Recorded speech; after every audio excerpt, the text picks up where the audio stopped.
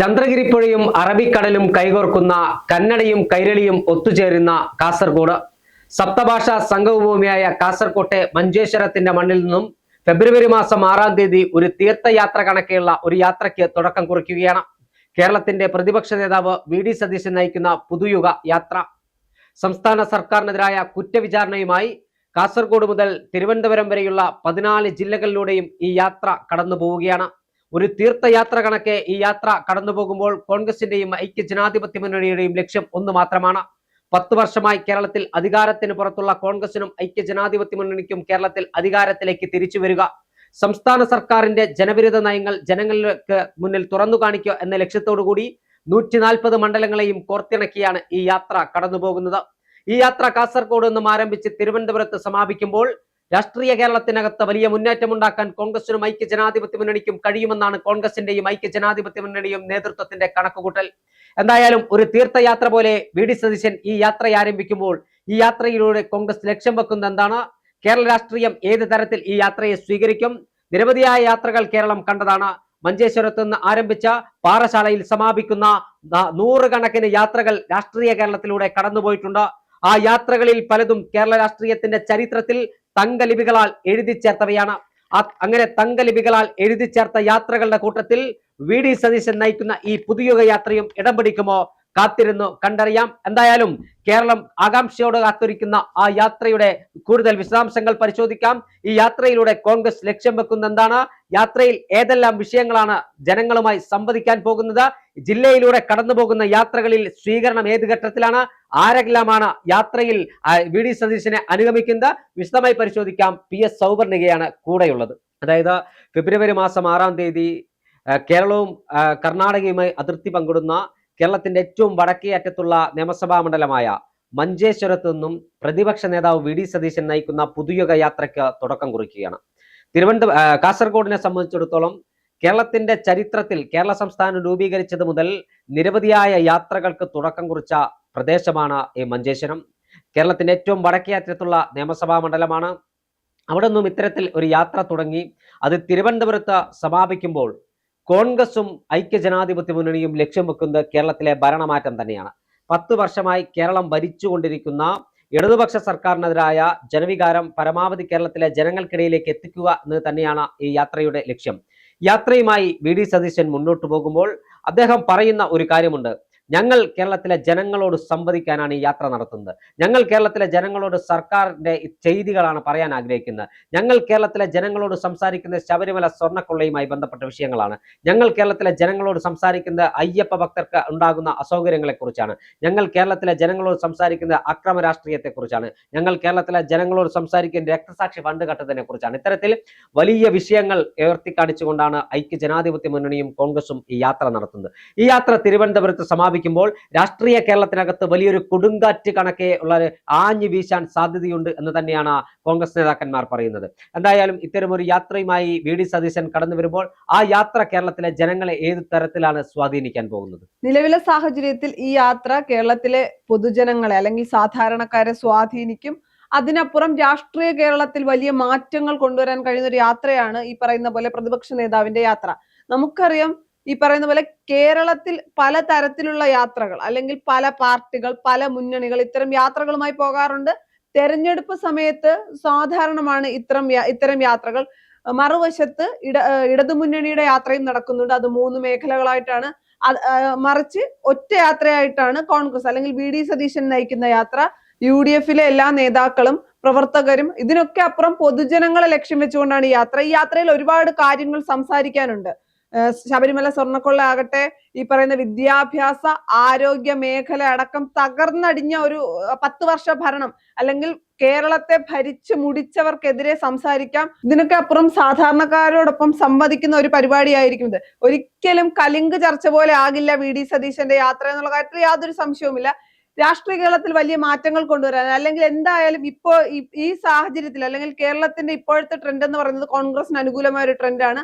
അത് ഊട്ടി ഉറപ്പിക്കുന്നതായിരിക്കും വി.ഡി. സതീശന്റെ യാത്ര എന്നുള്ള കാര്യത്തിൽ യാതൊരു സംശയവുമില്ല. ഇനി ഈ യാത്രയ്ക്ക് മുന്നോടിയായി ആദ്യഘട്ട സ്ഥാനാർത്ഥികളെ പ്രഖ്യാപിക്കാം. അല്ലെങ്കിൽ ഈ യാത്ര നടക്കുന്ന സമയത്തായിരിക്കാം ചിലപ്പോൾ ഏതെങ്കിലും ഒരു ജില്ലയിൽ എത്തുമ്പോൾ ആ ജില്ലയിലെ സ്ഥാനാർത്ഥികളെ പ്രഖ്യാപിക്കുന്നത്. അത്തരത്തിൽ ഒരുപാട് ട്വിസ്റ്റുകളുള്ള ഒരു യാത്രയാണിത്. എന്തായാലും കേരള രാഷ്ട്രീയത്തിൽ വലിയ മാറ്റങ്ങൾ കൊണ്ടുവരാൻ ഈ യാത്രയ്ക്ക് കഴിയും. തീർച്ചയായും ഓരോ ജില്ലയിലും എത്തുമ്പോൾ നമുക്ക് വിവിധങ്ങളായ വിഷയങ്ങൾ സംസാരിക്കാനുണ്ട് എന്ന കാര്യത്തിൽ തർക്കമില്ല.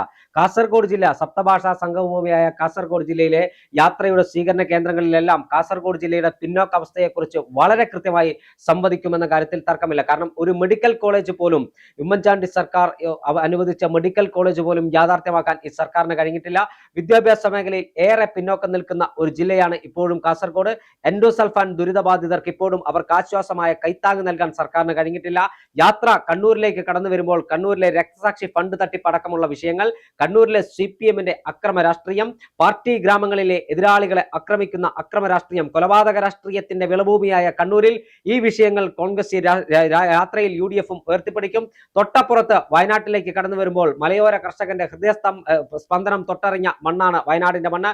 വയനാട്ടിൽ കർഷകരുടെയും കർഷക തൊഴിലാളികളുടെയും പ്രശ്നങ്ങൾ ഈ സർക്കാർ അധികാരത്തിൽ ഏറിയതിനു ശേഷം കാർഷിക മേഖല തകർന്ന് തരിപ്പണമാക്കിയപ്പോൾ അതിന് ആ കാർഷിക മേഖലയെ കൈപിടിച്ചുയർത്താൻ ഒരു പദ്ധതി പോലും യാഥാർത്ഥ്യമാക്കിയിട്ടില്ല. വാഗ്ദാനങ്ങൾ ഒരുപാടുണ്ടെങ്കിലും ആ വാഗ്ദാനങ്ങൾ നിറവേറ്റാൻ സർക്കാരിന് കഴിഞ്ഞിട്ടില്ല. വന്യമൃഗ ശല്യം മൂലം ദുരിതം അനുഭവിക്കുന്ന വയനാട്ടിലെ ജനങ്ങൾക്ക് ആശ്വാസമാകാൻ വനം വകുപ്പ് മന്ത്രി AK ശശീന്ദ്രന് പോലും കഴിഞ്ഞിട്ടില്ല എന്നതാണ് യാഥാർത്ഥ്യം. യാത്ര മലബാറിന്റെ ആസ്ഥാനമായ കോഴിക്കോട്ട് കടന്നു വരുമ്പോൾ ആ കോഴിക്കോട് ജില്ലയിലെ പ്രധാനപ്പെട്ട നിരവധിയായ വിഷയങ്ങളുണ്ട്. ആ വിഷയങ്ങളിൽ വളരെ കൃത്യമായ സംവാദം ഈ ജില്ലയിൽ നടക്കും. തീരദേശ മേഖലയിലെ വിഷയങ്ങൾ അടക്കം, തീരദേശ മേഖലയിൽ റോഡ് ഗതാഗതം പോലും പൊട്ടിപ്പൊളിഞ്ഞ കോഴിക്കോടിന്റെ തീരദേശ മേഖലയുണ്ട്. അതോടൊപ്പം തന്നെ ദേശീയപാതയിൽ ഇപ്പോഴും ദേശീയപാത ഗതാഗത യോഗ്യമല്ലാത്ത ദേശീയപാത ഉണ്ട്. കോഴിക്കോട് മെഡിക്കൽ കോളേജിലെ തീപിടുത്തം ഉൾപ്പെടെയുള്ള വിഷയങ്ങളുണ്ട്. മെഡിക്കൽ കോളേജിലും കോഴിക്കോട് ബീച്ച് ആശുപത്രിയിലും കോട്ടപ്പറമ്പ് ആശുപത്രിയിലും അടക്കം ആശുപത്രികളിൽ ആവശ്യത്തിന് ചികിത്സയില്ലാത്ത സാഹചര്യമുണ്ട്. ആ കേരളത്തിന്റെ ആരോഗ്യ മേഖല നേരിടുന്ന വിഷയങ്ങൾ കോഴിക്കോട്ടെ സ്വീകരണ കേന്ദ്രങ്ങളിൽ അത് സംസാരിക്കും, അത് സംവദിക്കുമെന്ന കാര്യത്തിൽ തർക്കമില്ല.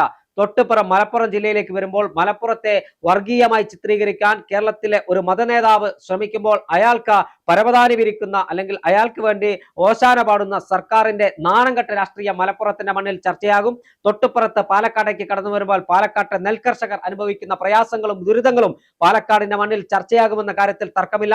അട്ടപ്പാടിയിൽ ഗർഭിണികളും പ്രസവിച്ചുടനെ അമ്മമാരും നവജാത ശിശുക്കളും മരിക്കുന്നതുമായി ബന്ധപ്പെട്ട് കാര്യക്ഷമമായ ഒരു നടപടി സ്വീകരിക്കാൻ സർക്കാരിന് കഴിഞ്ഞിട്ടില്ല.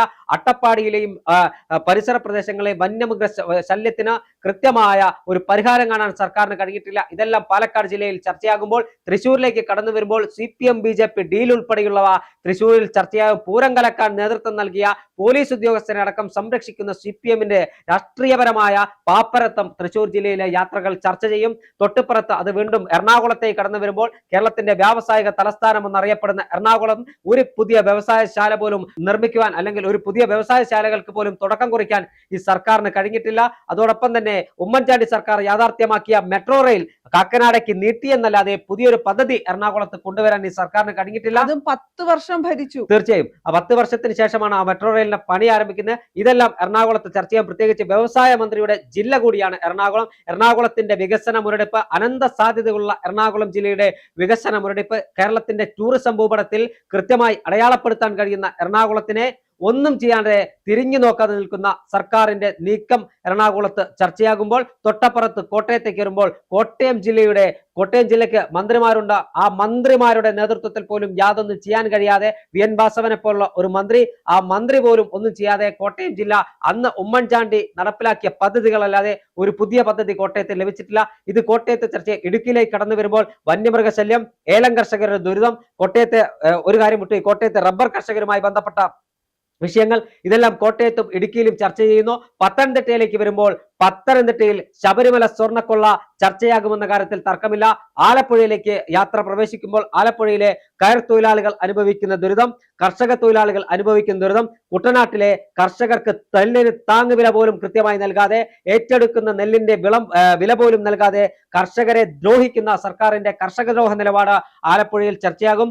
കൊല്ലത്തേക്ക് വരുമ്പോൾ കൊല്ലത്തെ വ്യവസായശാലകളിൽ തൊഴിലാളികൾ നേരിടുന്ന കൊടും പീഡനങ്ങൾ ഉൾപ്പെടെയുള്ള വിഷയങ്ങൾ ചർച്ചയാകും. അടിസ്ഥാന കൂലിയുമായി ബന്ധപ്പെട്ട കൊല്ലത്തെ കശുവണ്ടി തൊഴിലാളികളും കയർത്തൊഴിലാളികളും നടത്തുന്ന സമരം കൊല്ലത്തിന്റെ ഭൂമികയിൽ ചർച്ചയാകും. തിരുവനന്തപുരത്ത് എത്തുമ്പോൾ സംസ്ഥാനത്തിന്റെ തലസ്ഥാനം നേരിടുന്ന വികസനമില്ലായ്മ, സംസ്ഥാനത്തിന്റെ തലസ്ഥാനത്തെ മുതലപ്പുഴ തീരദേശങ്ങളിൽ തീരദേശ മേഖലയിലെ രൂക്ഷമായ സമരം ഇപ്പോഴും നടന്നുകൊണ്ടിരിക്കുന്നു. ആ തീരദേശ മേഖലയിലെ പ്രശ്നങ്ങളും പ്രയാസങ്ങളും ഉൾപ്പെടെ കേരളത്തിന്റെ 14 ജില്ലകളും നേരിടുന്ന പ്രയാസങ്ങളും പ്രശ്നങ്ങളും ദുരിതങ്ങളും ദുഃഖങ്ങളും ഈ യാത്രയിൽ ചർച്ചയാകും. ഐക്യ ജനാധിപത്യ മുന്നണിയുടെ യാത്ര, പ്രതിപക്ഷ നേതാവ് വി ഡി സതീശന്റെ യാത്ര ഒരു തീർത്ഥയാത്ര പോലെ കടന്നു വരുമ്പോൾ ആ യാത്ര ഉയർത്തിപ്പിടിക്കുന്ന മുദ്രാവാക്യം കേരളത്തിലെ ജനങ്ങൾ ഇരുകൈയും നീട്ടി സ്വീകരിക്കുമെന്ന് തന്നെയാണ് കോൺഗ്രസിന്റെയും ഐക്യ ജനാധിപത്യ മുന്നണിയുടെ പ്രതീക്ഷയും കണക്കുകൂട്ടലും.